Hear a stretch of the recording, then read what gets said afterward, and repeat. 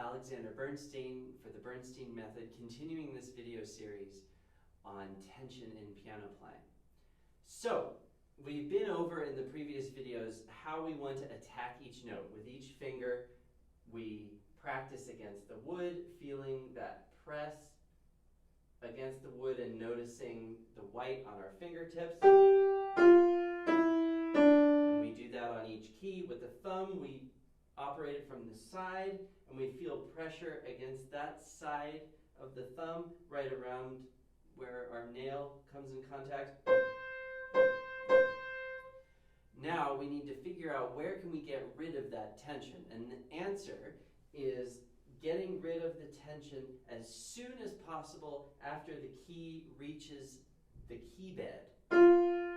After you can't push the key down any further, you relax everything as fast as possible. And this is why I started the video series with talking about hand position, because that hand position where the forearms are supported by the muscles from the upper arm and the wrist and fingers are completely relaxed, that is the position, this is our neutral position that we want to return to in between every single note that we play. So if I demonstrate it with the left hand, we start with the thumb and we push down to the bottom of the key bed. And then as quickly as possible, once the key reaches that key bed, we return to that neutral hand position. So if I do it in slow motion, which won't make any sound, but you can see we push down, push down, push down, and for a split second, we are pushing against the key bed, but then we relax and return to that neutral hand position.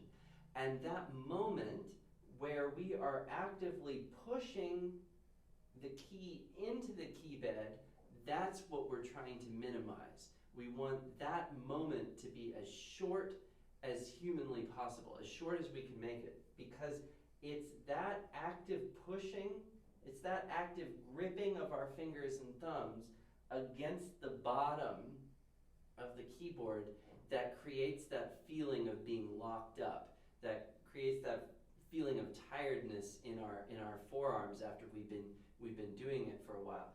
So the object is to use our muscular energy to create sound at the piano and get rid of it as quickly as possible once that key reaches the bottom. Funnily enough, it actually goes hand in hand with how the piano produces sound, because if you play a chord and then continue pushing into the bottom, it actually doesn't do anything to the sound. The sound doesn't change whether you push and grip or whether you push and release. And actually, you can hear that pushing and releasing naturally creates a better sound because you're not wasting muscular energy. So efficiency is really key. Every ounce of muscular tension that you put into the instrument, you want to make sure that it's producing a sound, and it's not being wasted on pushing a dead note into the bottom of the keyboard once the sound is already being produced. And in subsequent videos, I'm going to give kind of a large number of exercises that we can all use in order to increase the rate at which we're able to get rid of this muscular tension and also aid in reliability with how we use that muscular tension to produce sound.